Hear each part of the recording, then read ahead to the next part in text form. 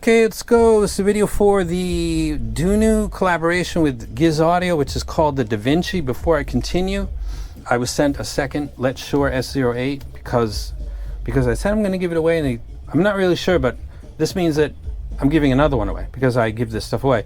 This is a set that I'm going to hype a lot because I think the planners do some stuff good and they don't do other things well. Upper mids is something. The treble, it really can't be boosted up on planar. It'll get onto you very quickly. It doesn't need to be amplified that much. This price-wise and performance-wise hits a sweet spot that I think is good for Let's Shure to build around with some slight tweaks. But I'm going to hype this a lot. If you were to be, and you don't have to, but if you were a subscriber, I'm going to reach down and pull out one and go check that they're subscribed to the unboxing channel and check that they commented under the S08 unbox, and then voila, they win. Now, let me give you a proof of demonstration that is related to the video that you're watching right now. This is another DaVinci, as you see there too. This was a set that was purchased, as I mentioned, by me and provided by Timmy and then paid to him, and then he donated money, and we took $500 and gave it to an animal charity that breaks it down for food for a cat for a week, for a month, for a horse. Like, they take care of all kinds of animals for their whole life, the whole thing. And me and Timmy donated $500 because that's winning, really. And he signed this. So I got a DM. I'm sharing a DM info with you, but this is something that makes this more valuable. Timmy never really signed anything because he's just getting to that threshold of being famous and well-known around the world. So I watched as he had a giant piece of paper and practiced the handwriting with his wife assisting him. And some of them looked pretty rough. And this one looked dope. And I said, bro, that one with the T that comes across and hits the other T, that is an absolute winner. And I got that. So animals got served. Timmy practiced his signature, and I think he nailed it. And a person who already won, because I already confirmed that he commented under the DaVinci, and he is a subscriber to my channel, and he is subscribed to the unbox, and he did comment, you won, bro. I want you to go check that channel and check the community section because you have 7 days to get in touch with me to get this collector's item. So thank you to Timmy for making that possible. And congrats to the dude that won. Now, the guy that won Crin's set, he's already secured in that he won. I've talked to him by mail. But because I got sick and my son and the whole immunity buildup, that got delayed. I'm going to send your thing out with this right here, bro. I think I said that to you already, but that'll be coming out. So thank you very much for your patience. This is the set. It is a 2 dynamic driver with 4 balanced armature. I believe it's wood stabilized caps, and it looks, I've seen some of them, they look a little bit rough because when you take a panel that's got a pattern on it, depending on where they cut it out, it's going to look awesome or it's going to look average. That's every pattern. I happen to score, and this was a wrapped in plastic, so nobody hand-picked this. I just happened to get one that looks exactly like the box in its coloration. It's really probably the best I've seen out of all the photographs online. I don't know if you can quite see that shell right there. That perfectly matches the color scheme. The cable is very nice. It's got this chrome kind of accent to it. It has got termination from 4.4 to 3.5, and the switch is very cool on it. So the whole thing aesthetically is very, very pleasing. Now let's talk about the sound, and before we get into that, we'll talk about the frequency response graph. The frequency response graph is very much like my personal target. Notice there's been a lot of sets over the past 6 months that do that because it is a tuning that is very friendly for shuffle, which means that you can go from you could probably go from a rock track to a hip hop track to a classical, because those are 3 that I definitely listen to, without really feeling like, I better switch my set. Like some sets are really tailored towards certain genres. This wouldn't be that. It's not a jack of all trades, but if you have multiple types of genres and you like to go through shuffle, this is a set that will do it. And also that little fall at the sub bass is highlighting my mic's inefficiency, as pointed out to me by somebody named Listener, who I shout out frequently on this channel. I disagree with a lot of the stuff he says subjectively, but he's a nice guy, and he provides us with the foundation for objective data and to discuss it. He's really big in that, and he helps a lot of stuff that goes on, and he helped me understand that my mic mine's rolling off as compared to Crin's.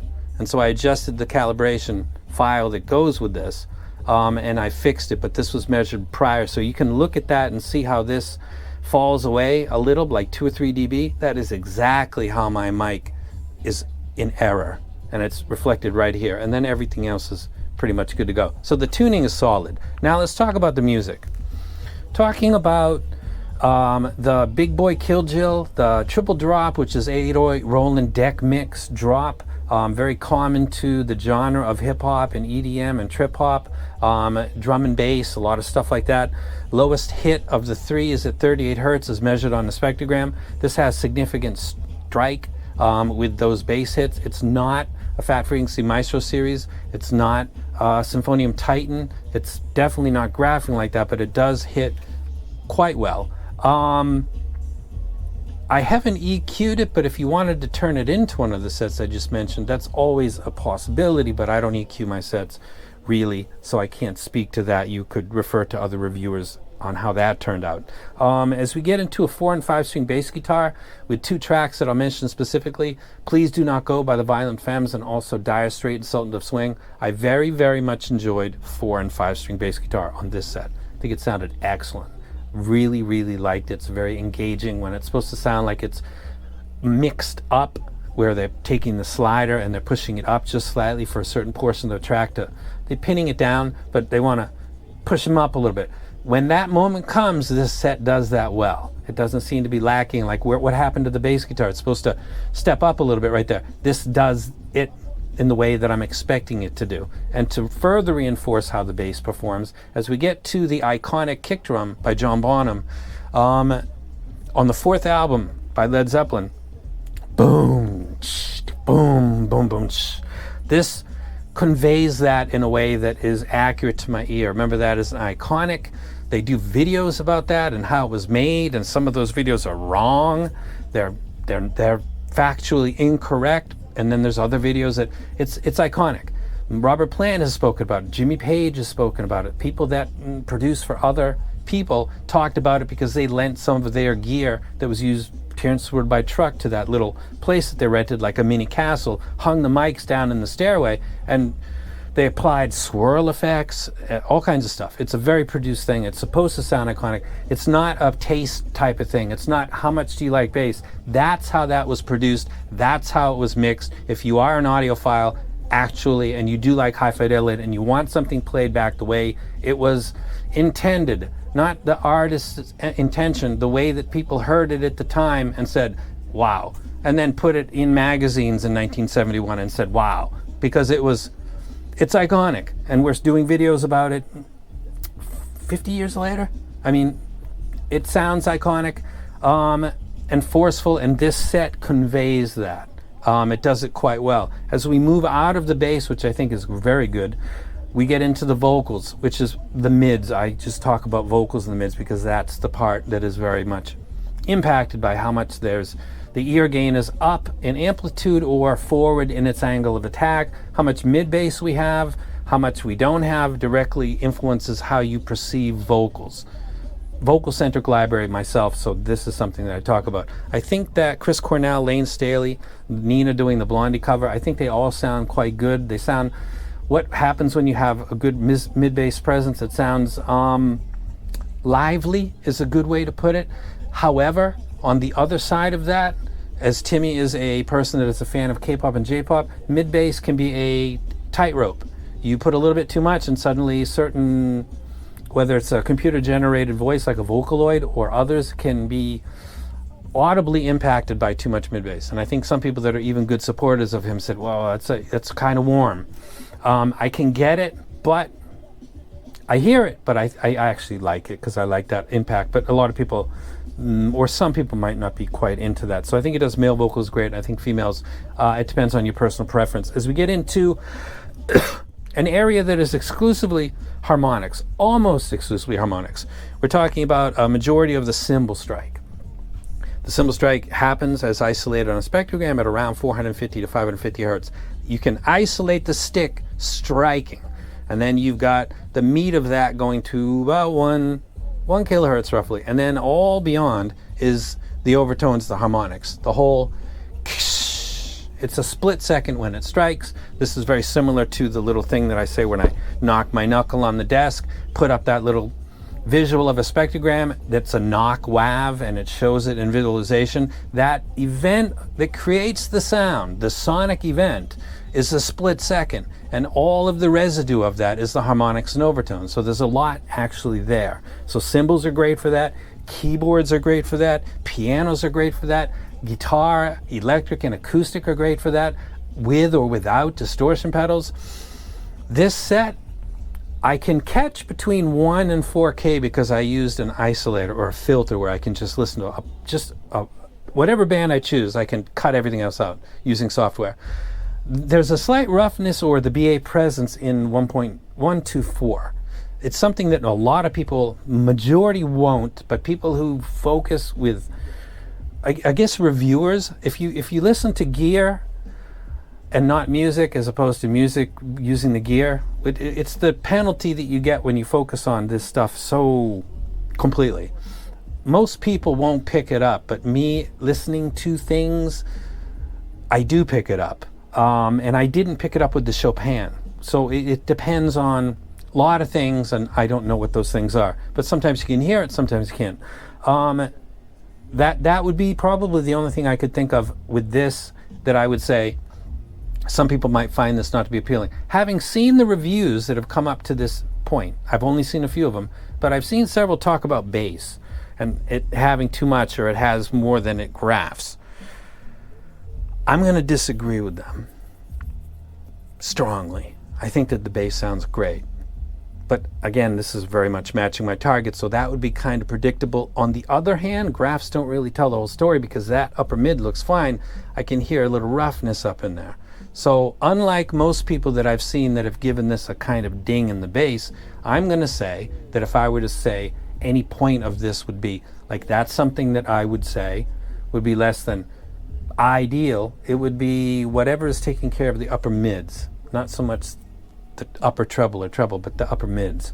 But that's it, and I'm nitpicking so I don't look like a total simp, because I'm going to look like that really anyway. But I really do kind of hear that, and I brought that up to somebody like 3 weeks ago, so it just bringing that up. Now put up on the scale,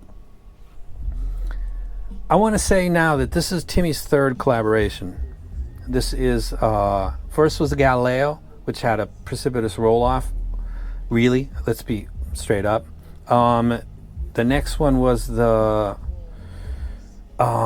Chopin, which looked weird and fits kind of odd, but I honestly couldn't pick up it had BAs. It does, right? But I couldn't hear it. On this, I could. On the tuning front, this is a maturation of all of his tunings, in this person's opinion. Getting towards some kind of a goal. And I would imagine in speaking with him that something like this with adjustments based on user feedback and his personal preference with some ESTs is where this will eventually go, kind of climb up the ladder. And I'd like to support him if I can with honest critical feedback and praise where it applies. I think that this set is, let's put it up on the scale. Is it a dumpster fire? No, it's not.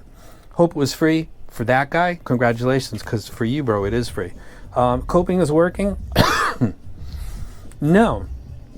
I see some people online who don't like mid-bass that much that seem like they're coping a little bit with some adjustments or tip rolling, but I got Tupac on my wall. I really don't have I don't think it sounds unnatural when it's supposed to, whether it's a four-string bass guitar or a kick drum or a drum kit, toms, snares, anything like that. I think it sounds accurate to my ears.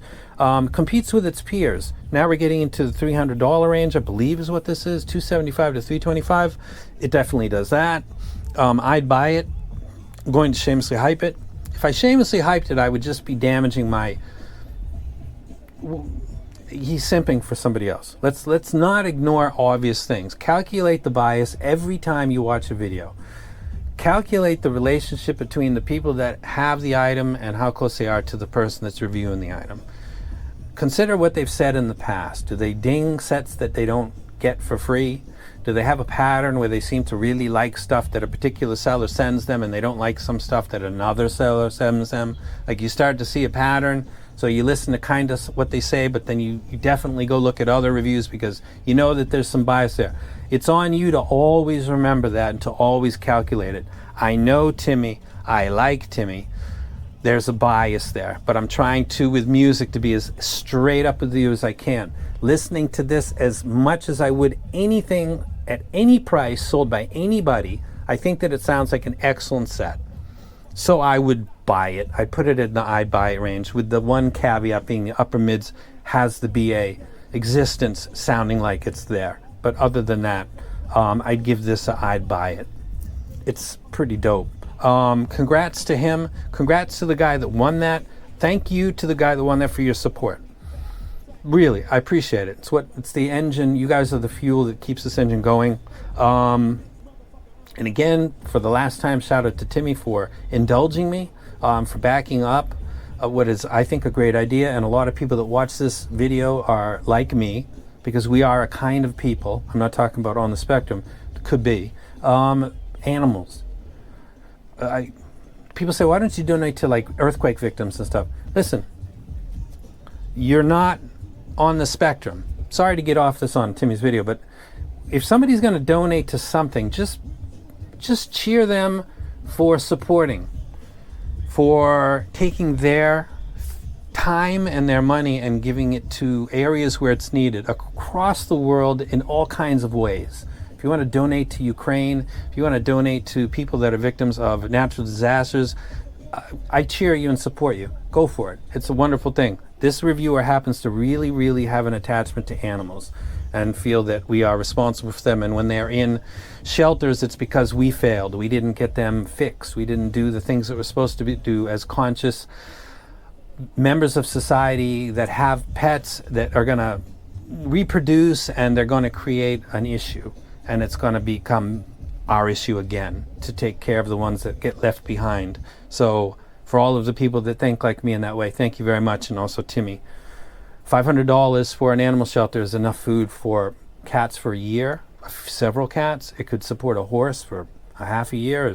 We did a good thing. I give to that charity all the time. And we just did that. So as we close this video, winning on Timmy's side, he put his name on something that's very good. A guy got one for free. He didn't do anything but support me, which is anything. That's a great thing. And me and Timmy together combined to support a worthy cause, in my opinion. So please don't comment below about you should sometimes donate to this, because do that yourself, man.